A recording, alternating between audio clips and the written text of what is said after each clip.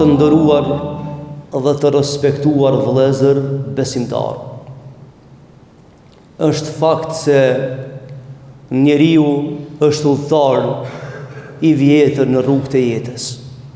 Dhe sigurisht se ka mësuar shumë nga përvoja që ja ka dhënë jeta. Zoti Madhërisht shembullin më të mirë të njerëzimit ja ka dhënë përmes pejgamberëve, përmes jetës së tyre, sfidave, moralit, qëndrueshmërisë dhe mënyrën se si i kanë të kaluar sfidat e jetës. S'ka dyshim të ndershëm vëllezër se edhe shoqëria jone sotshme, me gjitha këto të mira dhe të këqija që i ka, i përngjan shoqërive të mëhershme në tokë. Të ndershëm vëllezër besimtar, në përmbyllje të temës në lidhje me gurbetin si plagë e vjetër dhe fatkeqësisht plagë e pashërueshme, dëshiroj edhe sot me i përcjell një 2-3 fjalë me shpresë se do të na ndihmojnë për ta kuptuar këtë fenomen e cila na provokon her pas here. Të ndershëm vëllezër besimtar, nuk ka dyshim se jeta kësaj bote është projekt i Zotit Madhërisht. Dhe njeriu edhe përkundër përpjekjes për ta kuptuar projektin e Zotit Madhërisht, begjet mangi edhe s'u ne kupton në detaje. Pra jeta është projekt i Zotit Madhërisht. Për vetë faktin se njeriu nuk ka ditë me lyp kohën, vendin, rrethanat, kur me lind dhe kur me ardh, t'jep me kuptu se jeta është projekt i dikujt tjetër. I atij që është më i gjithdijshmi, i urtë, i përsosuri, dhe ai i cili e don njeriu më shumë se sa njeriu veten e vet. Pra jeta është projekti i Allahut xhallahu ala. E shpesh herë njeriu në këtë dunjë provon me kuptu ose me vu në kontroll një projekt që shpesh herë nuk i takon njeriu. Keni pa në jetën kësaj bote vëllezër, ne planifikojmë shumë gjana. Por kur vjen momenti mu realizua të realizohet ndryshe për asaj që kemi planifikuar.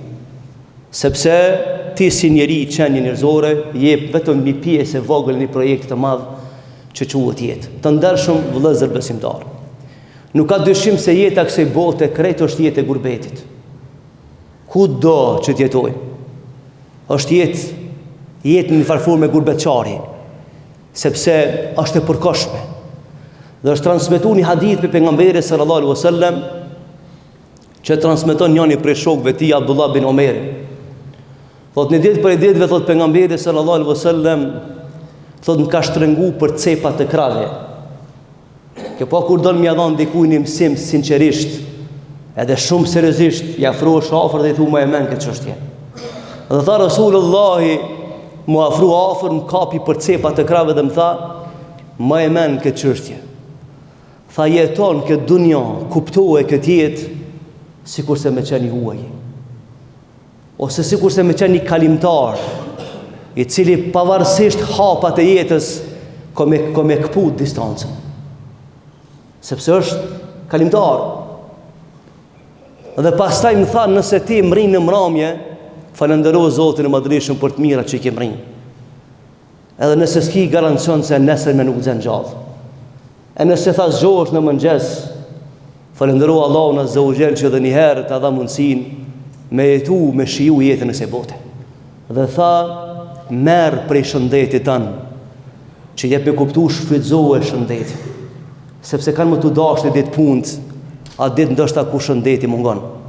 Dhe thot Rasulullahi në këshillën e gjatë të tij, thot merr pi pasurisë tone. Shndroje pasurinë në mjet për mi arrit qëllimet e mira, po mos u ban rob i pasurisë. Sepse ka dallim vëllezër me përdor pasurinë, me i realizu qëllimet e jetës, edhe ka dallim për me u ban njëri rob i pasurisë. E shumica njerëzve në këtë dunja gabojmë, në vend që ta konsiderojmë pasurinë si mjet për mi arrit qëllimet, ne e bëjmë pasurinë objekt, e bëjmë pasurinë qëllim. E kur kush nuk është qëllim këtë dunja, as kush nuk është qëllimi se dunja e kjo. Rasulullah po thot, me bëne pasurin, shfrytëzoje pasurin për t'i arritur qëllimet e mira të jetës, por mos e vë pasurinë në peshore të jetës. Dhe në fund tha Rasulullahi, dhe shfrytëzoje jetën, sepse një ditë për ditëve ajo përfundon, harxhohet. E ty të vynë me kuptu se në këtë dunja ke ardhur me shfrytëzu të mira që ka caktu Allahu xhelle wala. Dhe kudo që të jemi vëllezër, në këtë dunja jemi në tokën e Zotit të Madhrishëm. Jemi në qiellin që ka kriju Rabbul Alamin. Madje e bajmë me veti një shpirt që s'është pronë jone, është pronë e dikujt tjetër. E atij që ka kriju gjithçka, Allahu xhelle wala. Po krejt çka do të më bëna si njerëz, me kuptu kartën e jetës vëllezër. Allahu po na thot në Kur'an, bel tu'thiruna al-hayata ad-dunya. Çuditët me njeriu që shjep sa shumë për parësi kësaj jete. Dhe mendon se fundi i tij është kjo. Wal akhiratu khairun wa abqa. Ka harru se kjo ka dhe një jetë tjetër, e cila s'përfundon kurrë. Kur. Dhe Allahu tha këto fjalë që pja tham, ja kam thonë tha në suhufët e Ibrahimit dhe të Musës. I kam këshillu dhe ato që ishin para juve, se ka një botë që quhet e përjetshme. E ne jemi me një trak të shkur, me një urë lidhse, që e lidh këtë botë me botën e përjetshme. Vëllezër të ndershëm, unë jam për atyre që e nxiti rinin me pas ambicie për jetë. Nuk jam t'i thonë këtë fjalë me një farforme me qumë mesazh se na do të me jetu në këtë dunja të varfër, të shtypër, të përullër, kur për jetë. Kur asa ndër nuk ban me pa në muslimant me jetut në nështrum dhe dikuj, ose pa ambicie për jetë, ose sklever dikuj tjetër, asnjëherë. Por të fjalë po i tham me balancu mes ambiceve të shturura të jetës dhe realiteti ku jeton njeriu. Sepse fundit kjo botë, unë nuk e di një njeri që se ka zhgënjy kjo botë. Komu na zhgënjy edhe neve. Edhe a dish që marrë me vesh që kena më zhgënjy, kur drejtohemi për me lanë këtë jetë. Dhe kena me kuptu se vallahi na pas ka mashtru. Ne ka marrë energjien, jetën, fuqien, kena kontribu gjithçka, edhe kemi ardhur duar thatë të shkojmë botën e përjetshme. Ama njerëz të mëshëm me kanë shfrytzuar mënyrën tjetër. Kanë lënë gjurmë në trajtore të jetës, kanë bërë vepra të mira, kanë marrë argumente që ka dashur për kësaj jete, edhe ballë hapur shkojnë për botën e përjetshme. Sepse kërkan se ka pyet Zoti kur na ka prunë. E jona çka është e jona ka me ardh. Aja çka është e jona ka me ardh dhe zër. Kur edhe këtë dunja më bë bashk, nuk kanë me mujt me marrë ata që Allah të ka da ty hise për se bote. Dhe e kundër ta krejt më bë bashk, vallahi së një apë me njeriut më shumë se sa që ja ka bë hise Allah xhelle wala. Por njeri është një aktor që du të me lëvizjen e se bote për shkak të ambicjeve që i ka për jetën. Gurbeti vëllezër nuk është i lehtë. Është me të vërtet plagë e anë.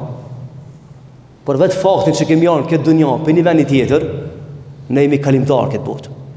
Sepse këto hadithe nga njerë keq kuptohen për njerëzve. Edhe për studiuzve, për analizuzve.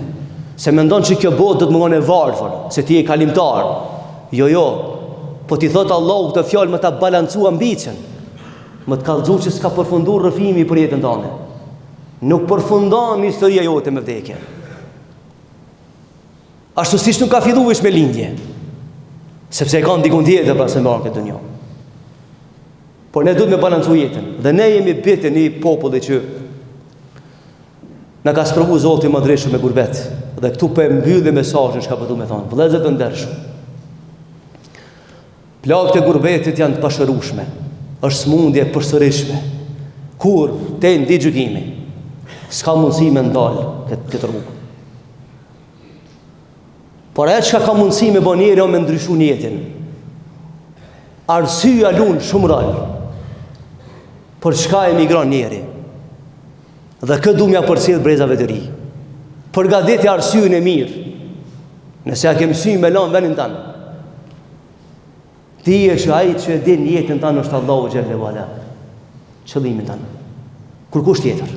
Nëse ki qëllimin e mirë, por idealet të familjes, të jetës, shoqërisë, të ambicjeve pozitive, kemë marrë shpërblimin e dyfisht. Edhe të vujtjes në jetën gurbeçarit, po edhe për punën që ke bërë. A nëse ki ambicie jo pozitive, e dekapitulon fatin e jetës tonë. E kur kush s'u më shef qëllimin para Zotit Madhrishëm. Ne jemi një popull vëllezër dhe po e tham këtë shembull, do të më thonë. Ne do marrim sim për gjeneratës të parë, të cilët kanë emigruar jashtë. Kreto të mira që kemi këna për tyre, ama kanë pas ideal. Ka shku në gurbet, a i s'ka ditë që tërsen për veç punës, edhe u këthy e kanë ndërtu familjen të. A e ka ditë për shka shka. Pra ndaj edhe shpërblimi të tyre të Zotit është shumë i madhë. Sepse e kanë ndërtu një familje që nosh, kanë kontribu për familje, për shoqëri, për rreth, dikur për shtet, dikur për adhej, dikur për liri. E kjo është gurbeçari që e merr nesër shpërblimin e Zotit Madhreshëm. Që pja tham një shembull thjesht për shkakues. Kur ka ardhur urdhni me emigru pejgamberi alajhissalam pe Mekës në Medinë. E dini vëllezër që hala pa lind pejgamberi, në për libra të shenjta të asaj kohe, o shkru se pejgamberi fundit ka me lind në Mekë dhe ka me vdek në Medinë. A pejgamberi sa kur se ka ditë që u shkru për ta çështu. Dhe njerëzit kanë ditë se pejgamberi fundit ka me lind në Mekë, ama ka me vdek në Medinë. Kur i vjen momenti me emigru, Allahu thotë tash emigro. Që tash te qëllimi dhe ambicia. Sepse Allahu doshti me përgatitë si gjenerate të cilat përsëritet më. Me një vend tjetër, ambicie tjera, që kanë me mbet argumente në gjykimi. Edhe Rasulullah i thot njerëzve, Allahu po na jep leje me emigru. Sot është momenti i thot me emigru. Pat njerëz të asaj kohe që lakmu në pasuri. Disa thanë po emigrojnë ase ku shkojmë atje pasuromi, ama disa tjerë thanë nuk po emigrojmë, sepse s'kena ku ne me alon pasuri. A ishte momenti me emigru, që mu këthy pastaj të fuqishëm në vetë. Që është histori e ka? Si kur ne vëllezër, a i lam shtëpia dhe dulem në për kampe, po sot u këthy me shtëpitona. Edhe në luft i lam, por u këthym, sepse si shte qëllimi me lanë për gjithmonë vendin, po ishte strategji. E Rasulullah e tha, lene edhe hajdi me mund në Medinë, njëni për pasunikve. Tha, nëse shkoj atje une, që kam standardin e madh jetës, që shjetoj, tha atje me të varfër une. Këtu vjen në pyetje testi njerit. Këtu është në pyetje ku njeriu e matë peshën e vetë me pasuri. Kush e ka matë peshën e vetë me pasuri, a s'le na sa një cent. Edhe nuk shkoj. Histori e gatë. Mas pak viteve, Allahu xhallahu ala e thot pejgamberi kthef tash në Mekë, ama jo si i shtypur, si persekutor, po si lider i asaj bote, i fuqishëm, misionar, edhe kthehet rrethon Mekën, hyn Mekë. Histori e gatë. I u thot atyre zullumçarëve, të këshive, thotë unë jam pejgamberi i Allahut, këtini të falt. Mos u tut. Unë nuk kam mirë. E pa edhe njerin që e ka mytë vajzën, e pa që e ka mytë gjallë, migjën, e kanë sha krejta një të faltë, se unë jam pejgamber, nuk ka të mirë. E që ato që nuk shkuën me Rasulullahin, dullën pritje, tha, edhe tash nëjna me ty, Allahu për shtati qirë, i zbreta jetë në Kuran pejgamberit, thot që ato që po dojnë me hinë tash në radhën tane, daj për radhës tane. Se këta e kanë tratu e manetin në kohën më shtirë të mundshme. Këto e kanë matë ka uzën me pasurit të stysë të akon kënaria. Rasul dha ojë njerëz, jo që s'keni ardhë me mu, në kohën kër kanë dasht me ardhë, po thotë Allahu s'keni ma hi se këtu me neve bashkë. Së ne merrni mo meritën e tjetrit. Thanë, po kjo është e ranë për neve. Thanë, me ranë nuk kanë kur ke pranu me shit ka uzën për shkak pasurisë. S'ku Zotë në rujt, në rrethana luftës, më ju dhim dikujna me dhanë diçka për luftë fshem. Shka pas rase ndryshme, ka dhim shtikeri, shpija reko e diçka. O janë do momente vëllezër që nuk peshon pasuria kur gjanë. O jeta është çështje tjetër, o vllazni. Është koncept që du të me jetu, me shfrytzu, me lanë argumente. Edhe mos me pas frikë me shku te Zoti Madhreshën, sepse ne po e përfundojmë vetëm një cikël të jetës. Wal akhiratun khairu wa abqa. Wallahi do të shkelmi në tokë ku s'ka më për fund. Bota e përjetshme është e pashmangshme. E ku do që jetojmë këtë dënjarën, si shmër të jetojmë si njerëz, si besimtar në rrugën Allahut Azza wa Jall, si njerëz që e duam kauzën e familjes, shoqërisë, si bamirës të mëdhaj, si burra të mëdhaj, që njohmi Zotin, e njohmi fejen, familjen, kohën, shoqërinë, lëm gjurmë pozitive dhe kudo që t'jemi, Allahu Xhallahu Ala në ditë do të na mbledh argumente jetës dhe të na shpërblen me të mirat i në ahiret. Këtu pe përfundoj për shkak të kohës, inshallah taala në xhamave arshme me fol për tema tjera, edhe njerë si hoxh i këtij fshati e si një prej bive të vendi, unë jam mirënjohës ndaj diasporës për kontributet që kanë dhënë, vazhdojnë të japin, edhe kisha bën apel edhe një herë vëllezër që mos të rshasmi në taborin e urrejtjes mes neve. Ata që dojnë me dhej zjarmin e urrejtjes mes neve dhe mes neve që jemi këtu dhe ju në diasporë, le të bëhemi të mençëm çyshe kanë dhejës dhe tashkimin vetë.